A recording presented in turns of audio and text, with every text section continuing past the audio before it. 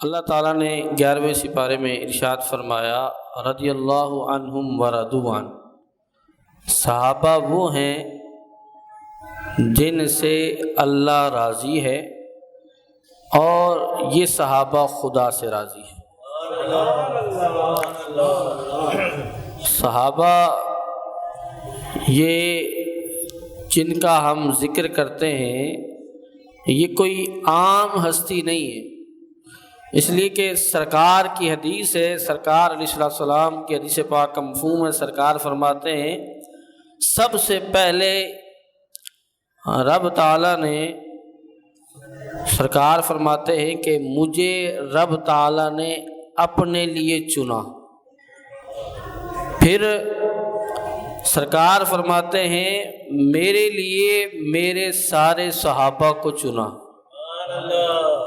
ہم اگر کوئی پھل لینے جاتے ہیں، فروٹ لینے جاتے ہیں، تو ہم کون سے پھل وہاں جا کر اٹھاتے ہیں؟ جو سب سے اچھے ہوتے ہیں۔ ہمارا چناؤ تو یہ ہے کہ ہم اچھے اچھے پھل اٹھاتے ہیں اور اچھی چیزوں کا انتخاب کرتے ہیں۔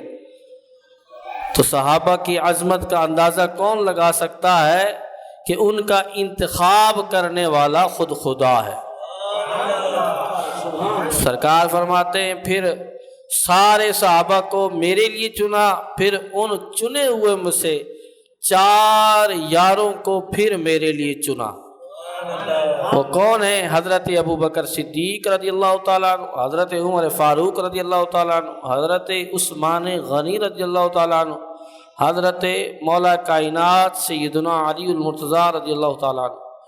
ان کو سرکار فرماتے ہیں صحابہ کے چنے ہوئے میں سے پھر ان 4 کو چن کر اللہ تعالیٰ نے مجھے عطا کیا ہے۔ اب میں بیان کر رہا تھا اللہ تعالیٰ نے قرآن میں فرمایا کہ اللہ تعالیٰ ان سے راضی ہے۔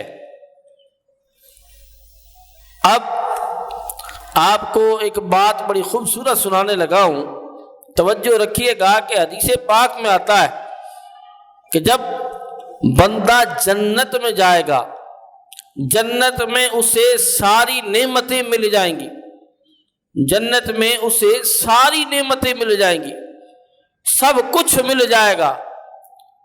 اس کے بعد رب تعالیٰ ان بندوں سے کہے گا جو جنتی ہوں گے کہ جنتیوں تمہیں سب کچھ مل چکا ہے۔ حدیث پاک کا مفہوم ہے رب تعالیٰ ان سے یہ بات کرے گا کہ تمہیں سب کچھ مل چکا ہے، ساری نعمتیں جنت کی مل چکی ہیں۔ وہ عرض کریں گے مولا ہاں ہمیں سب کچھ مل چکا ہے، لیکن سرکار علیہ السلام کی حدیث ہے اللہ فرمائے گا ایک ایسی نعمت جو سب سے اعلیٰ نعمت ہے وہ اب میں تمہیں عطا کر رہا ہوں۔ مولا وہ کون سی نعمت ہے؟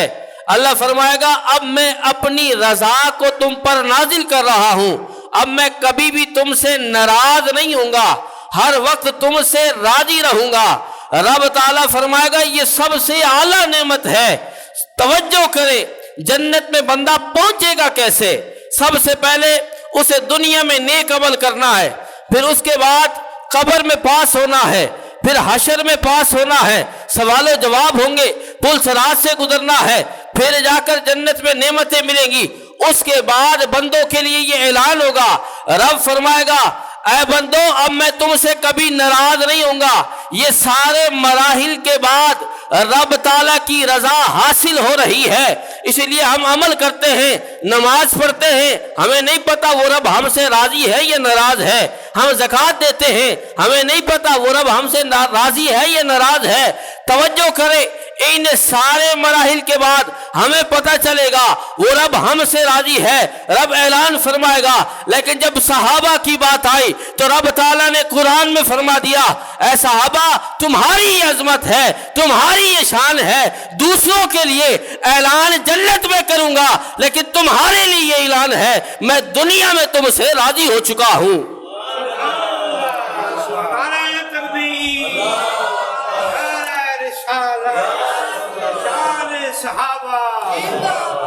اور جن کے لیے دنیا میں اعلان ہو جائے، جن کے لیے دنیا میں اعلان ہو جائے تو وہ صحابہ ہیں۔ اور پھر سنیں ہم سارے عمل کرتے ہیں، ہمیں نہیں پتا، عمل اسی لیے کرتے ہیں کہ وہ رب ہم سے راضی ہو جائے۔ لیکن صحابہ کی بات میں نے کی کہ قرآن میں اللہ نے بیان کیا اس بات کو۔ اب توجہ کریں، حضرت ابوبکر صدیق رضی اللہ تعالیٰ عنہ کا مقام دیکھیں، حضرت ابوبکر صدیق رضی اللہ تعالیٰ عنہ کی عظمت دیکھیں۔ سارے صحابہ کی بات ہو گئی، اب یہ وہ صحابی ہیں جن کی میں بات کرنے لگا ہوں کہ سارے صحابہ سے سب سے افضل جو صحابی ہے وہ ابوبکر صدیق رضی اللہ تعالیٰ عنہ ہے۔ اب میں بڑی خوبصورت بات سنانے لگا ہوں۔ جب غزوہ تبوک کا موقع تھا، میرے آقا علیہ الصلوۃ والسلام نے اعلان کیا کہ کون کون مدد کرے گا۔ حدیث پاک کا مفہوم ہے، کوئی صحابی کسی طرح مدد کرتا ہے، کوئی صحابی کس طرح اللہ کی بارگاہ میں خرچ کرتا ہے، لیکن ابو بکر صدیق رضی اللہ تعالیٰ عنہ اپنا سارا مال اٹھا کر حضور کو عطا کر دیتے ہیں۔ عشق والی بات سنانے لگا ہوں، ایک بات اس میں اور ذہن میں آئی، پھر اپنے اسی بات کی طرف آؤں گا کہ حضور علیہ الصلوۃ والسلام نے ایک بار اعلان فرمایا، آپ نے فرمایا جتنا مجھے ابو بکر صدیق کے مال نے نفع دیا ہے اتنا مجھے کسی کے مال نے فائدہ نہیں دیا۔ بلند آواز سے کہنا سبحان اللہ۔ آپ نے فرمایا جتنا مجھے ابو بکر صدیق رضی اللہ تعالیٰ عنہ ان کے مال نے مجھے نفع دیا، کسی کے مال نے اتنا نفع نہیں دیا۔ حضور تعریف کر رہے ہیں ابو بکر صدیق کی، حضور تعریف کر رہے ہیں، اللہ کے نبی مالک کائنات، لیکن ابو بکر صدیق رونے لگے۔ ابو بکر صدیق رو رہے ہیں۔ صحابہ کہتے ہیں یہ عجیب بات ہے کہ ادھر ابو بکر صدیق کی سرکار تعریف کر رہے ہیں لیکن آپ رو رہے ہیں، وجہ کیا ہے؟ سرکار نے فرمایا ابو بکر روتے کیوں ہو؟ کہا سرکار آج آپ نے فرق کر دیا ہے، آج آپ نے یہ کہہ دیا کہ ابو بکر کے مال نے آپ نے فرق کر دیا ہے۔ تو سرکار نے فرمایا پھر کیا بات ہے؟ کہا بات یہ ہے حضور یہ مال بھی آپ کا ہے، ابو بکر بھی آپ کا ہے۔ سبحان اللہ سبحان اللہ۔ اب یہ سارا مال اٹھا کر غزوہ تبوک پر جب حضور کو عطا کر دیا، اب ٹاٹ کا لباس پہنے ہوئے ابو بکر صدیق رضی اللہ تعالیٰ عنہ حضور کی بارگاہ میں، جبریل آتے ہیں ٹاٹ کا لباس پہنے ہوئے، حضور پوچھتے اے جبریل آج ٹاٹ کا لباس وجہ کیا ہے؟ عرض کرتے ہیں حضور آج آپ کے یار نے ٹاٹ کا لباس پہنا ہے، تو یہ صرف ٹاٹ کا لباس رب کے حکم سے میں نے نہیں پہنا، آسمان پر نگاہ اٹھائیں دیکھیں تو ہر فرشتے نے آج آپ کے یار کی وجہ سے یہی لباس پہنا ہوا ہے۔ یہ ابو بکر صدیق رضی اللہ تعالیٰ عنہ کی عظمت ہے۔ اب توجہ کریں جس بات کی طرف میں لانا چاہ رہا ہوں۔ جبریل آئے، آ کر عرض کرتے ہیں یا رسول اللہ آپ کو رب تعالیٰ سلام بھیج رہا ہے، اور ابو بکر صدیق سے آپ پوچھے کہ جب سارا مال اس نے تمہیں دے دیا ہے، عطا کر دیا ہے، آپ کو دے دیا ہے، کہ اب صدیق سے پوچھو کیا یہ خدا سے راضی ہے؟ کیا صدیق خدا سے راضی ہے؟ توجہ کرے، سارے صحابہ کے لیے رب کا اعلان دنیا میں بتا چکا ہوں، ہو چکا ہے کہ رب تعالیٰ ان سے راضی ہے، لیکن رب پوچھتا ہے کہ صدیق سے پوچھو کہ یہ خدا سے راضی ہے۔ اب صدیق جھومتے ہیں اور بار بار کہتے ہیں انا عن ربی راضین، انا عن ربی راضین، انا عن ربی راضین، کہ میں خدا سے راضی ہوں، میں خدا سے راضی ہوں، میں خدا سے راضی ہوں۔ تو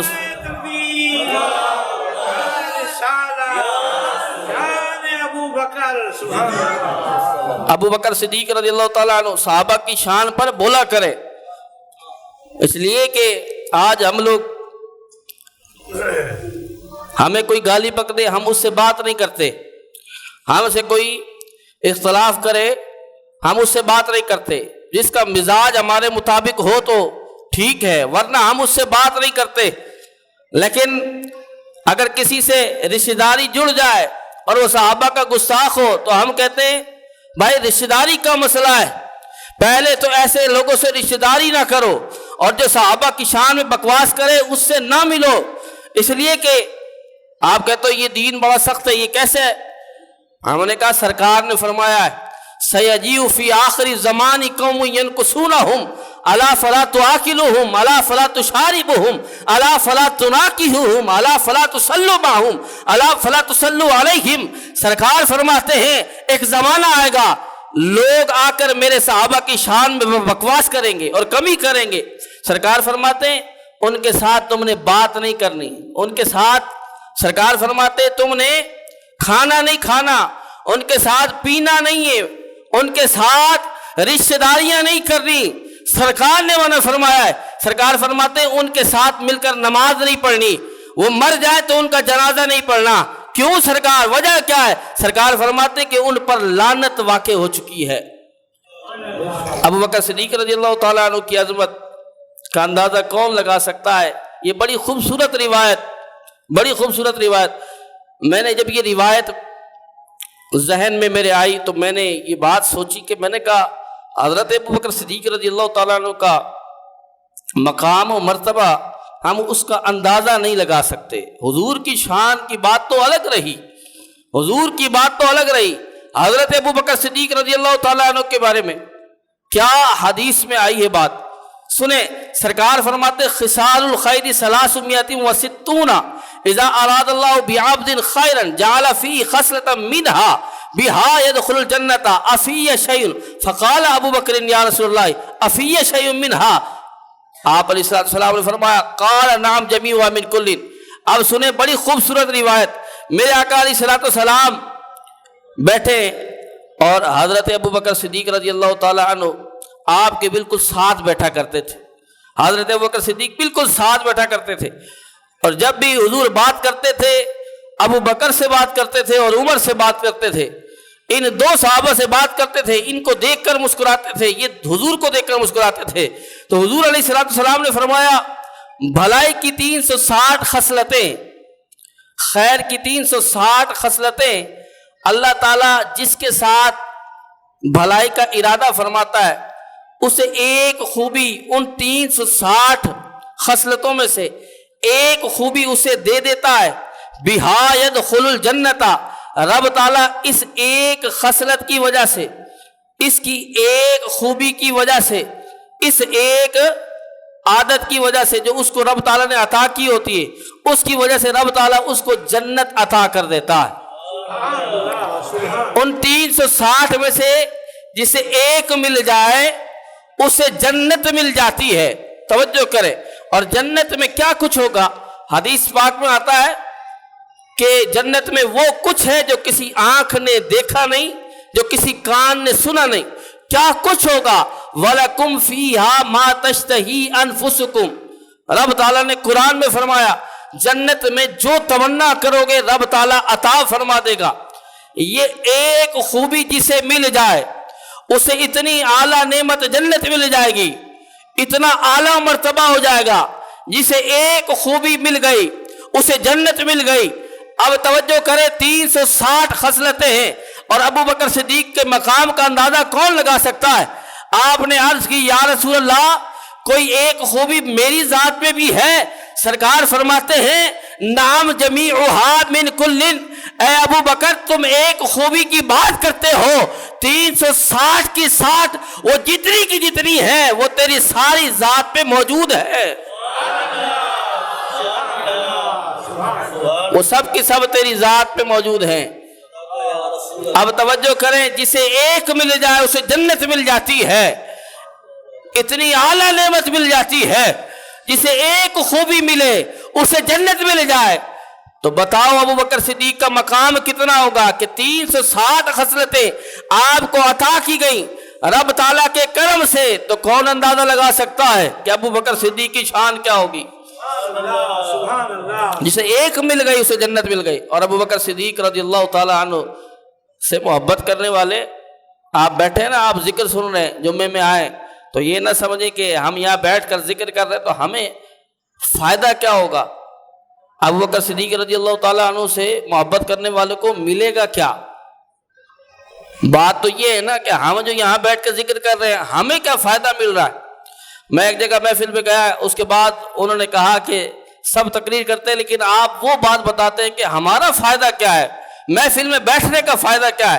تو میں ابھی بتا رہا ہوں، جو آپ ابو بکر صدیق رضی اللہ تعالیٰ عنہ کے لیے چند گھڑی بیٹھے اور ذکر سن رہے ہیں تو کیا ملے گا؟ پہلے اس سے پہلے ایک اور روایت پھر آپ کو فائدہ سناتا ہوں۔ حدیث پاک میں ہے عن ابی ہریرہ قال قال رسول اللہ صلی اللہ تعالیٰ علیہ وسلم اتانی جبریل فاخذ بیدی فارانی باب الجنۃ الذی يدخل منہ امتی فقال ابو بکر یا رسول اللہ وددت انی کنت معک حتی انظر علیہ فقال رسول اللہ صلی اللہ تعالیٰ علیہ وسلم اما انک یا ابو بکر اول من يدخل الجنۃ من امتی۔ سرکار علیہ السلام بیٹھے، سرکار فرماتے ہیں کہ جبریل میرے پاس آئے، فاخذ بیدی میرا ہاتھ پکڑا اور مجھے جنت کا وہ دروازہ دکھایا جس دروازے سے میری امت جنت میں جائے گی۔ جسے سمجھ میں آیا کہہ دے سبحان اللہ۔ کہا جس دروازے سے میری امت جنت میں جائے گی۔ آپ کو پتا ہے حضور کی امت کب جنت میں جائے گی؟ حدیث پاک میں سب سے پہلے ساری امتوں میں سے اگر کوئی سب سے پہلے جنت میں جائے گی تو وہ حضور کی امت جنت میں جائے گی۔